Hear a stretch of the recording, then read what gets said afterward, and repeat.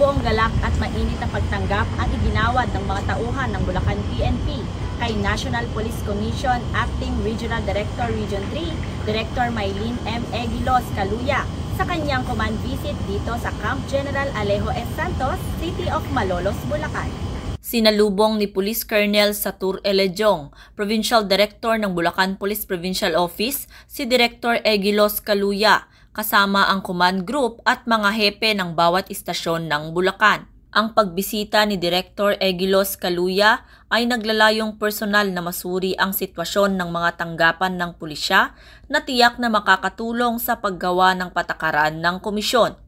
Nagpapaalala din ito sa mga PNP ng kahalagahan ng epektibong koordinasyon sa iba't ibang ahensya upang makamit ang isang layunin, ang pagpapanatili ng kapayapaan at kaayusan. Binibigyang diin nito ang pangangailangan ng maayos na komunikasyon, pagbabahagi ng impormasyon at pagtugon sa mga issue tulad ng seguridad, krimen at mga banta sa komunidad.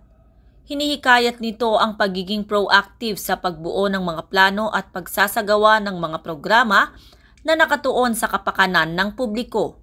Sa ganitong paraan, ang kapulisan ay hindi lamang sa pagpapatupad ng batas, kundi maging sa pakikipagtulungan para sa mas malawak na interes ng lipunan. Layunin nitong tiyakin ng epektibong kolaborasyon, pagsusuri ng nakaraang mga operasyon, pagresolba sa mga issue sa seguridad o espesyal na sitwasyon at upang magtalaga ng mga responsibilidad, magplano ng mga pagsasanay at tugunan ang mga pangangailangan ng mga ahensya para sa mas maayos na implementasyon ng mga programa tungo sa pagkamit ng inaasam na bagong Pilipinas. Mula dito sa Bulacan Police Provincial Office, ako ang inyong PNN correspondent, Patrolwoman Pearl Cristalin Javier, alagad ng batas, tagataguyod ng Balitang Pulis.